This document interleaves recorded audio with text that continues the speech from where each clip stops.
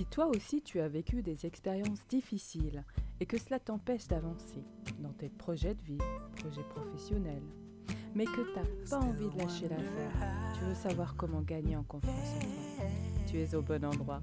Bienvenue sur ma chaîne Résilience by Jess. Jess, c'est moi, coach en résilience. Abonne-toi, like la vidéo et c'est parti.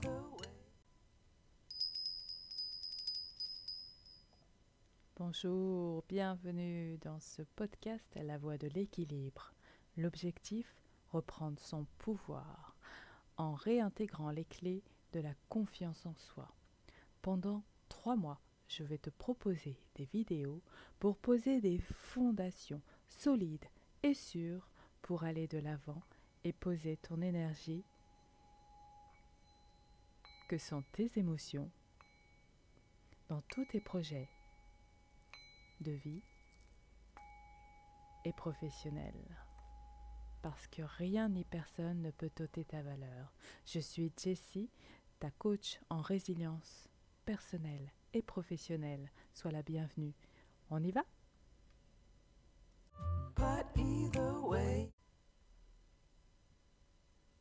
Hello! Maintenant, je te propose de découvrir un mouvement. Ce mouvement m'est apparu dans mes recherches durant donc ma licence en sciences humaines et sociales, où j'avais besoin d'aller au-delà des difficultés du passé. J'avais besoin d'aller au-delà de mes difficultés à trouver un emploi, à trouver ma place professionnellement, tout en préservant ma santé mentale. Le défi de beaucoup, je crois. Donc je te propose de découvrir cette carte que je mets devant toi. Infinity Care. Donc on connaît tous l'infini. Cette Infinity Care m'a été inspirée, c'est un processus plus qu'une méthode d'accompagnement qui permet de garder un mouvement, quoi qu'il arrive, toujours en action. Toujours avoir son projet en action. Et pour commencer, je vais identifier mes forces, ce que j'ai déjà en moi. Ça va donner l'impulsion, c'est se rappeler pourquoi on agit, se rappeler pourquoi, donc nos besoins, d'accord, se rappeler pourquoi on fait ce que l'on fait, on choisit ce que l'on choisit, on dit ce que l'on dit, on tait ce que l'on tait, et dans quel projet on s'investit. Mais aussi, c'est prendre conscience de ses compétences, de ses talents, de ses formations, de tout ce qui fait qu'on a une belle valise avec de beaux talents, de belles qualités humaines, de valeurs qui servent la vie et la communauté, soit bien sûr y compris, qui permet d'avoir de la force. Là, quand on liste tout cela, on crée un sac de pièces d'or qui nous permet de développer notre sentiment d'efficacité personnelle. Ce sentiment, c'est quand on est suffisamment confiant en soi pour faire face à de nouveaux défis ou d'oser de nouveaux challenges et même d'oser explorer des situations difficiles pour y trouver des solutions. Et c'est là que l'on arrive à mes points d'amélioration. Les points d'amélioration, ce sont tous les domaines dans lesquels on pourrait faire mieux ou pas.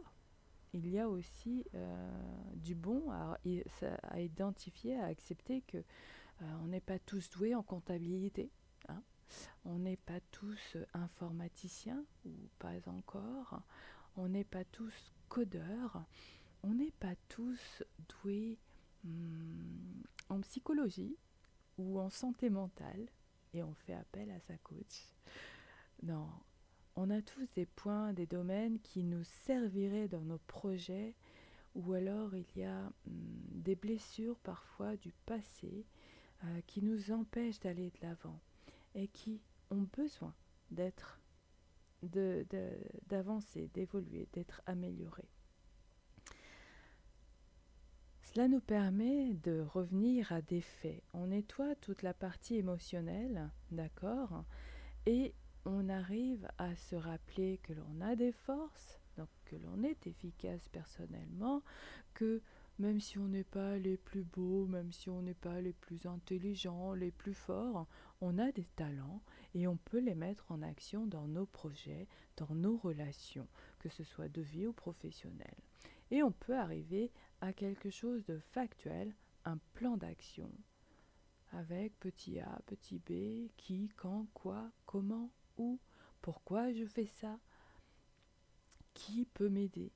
Et cela permet d'ancrer et de manifester enfin ce projet qui nous tient à cœur, notre vie en action, notre vie sur la voie de l'équilibre. La quatrième étape, c'est de garder son agilité professionnelle. Effectivement, je me focalise sur la voie de l'équilibre avant tout professionnellement, mais on peut l'utiliser dans sa vie personnelle. C'est quoi la posture agile professionnellement? C'est inspiré par les travaux de Karel et Iris Schrijver, des scientifiques aux États-Unis qui ont validé l'assertion de Carl Sagan, mais aussi Hubert Reeves, on le connaît plus à ce propos, c'est que nous sommes tous composés de poussière d'étoiles. Mais ces poussières d'étoiles nous composent. Ça a été validé dans les résultats de leurs recherches. Et autant monsieur, en tant qu'astrophysicien, a pu effectivement constater que la Terre a bien reçu des poussières d'étoiles qui, ce que madame a confirmé au niveau biologie, nous constitue, nous permet de nous régénérer, nous permet d'avancer, de nous renouveler. Comme on découvre aujourd'hui que nos neurones, notre corps se renouvelle, eh bien nous pouvons nous aussi, au niveau mental, au niveau de nos pensées, de nos mindsets, retrouver une posture agile. Car on sait tous que le changement, c'est ce qui va durer. Alors autant l'accompagner et revenir à nos forces dès que nous en avons besoin, à nos points d'amélioration et revenir à des plans d'action adaptés aux circonstances, aux moyens du bord, aux ressources, et de retrouver cette agilité. C'est un mouvement continu. Et au fil du temps, il n'y a plus de positif ou de négatif. Il y a des étapes, des caractéristiques simples, factuelles, sans aucune valence positive et négative. Ça, c'est extrêmement important au fil du temps. Voilà, j'espère que ça t'a aidé. C'était effectivement le mouvement que je te propose pour avancer sur la voie de l'équilibre.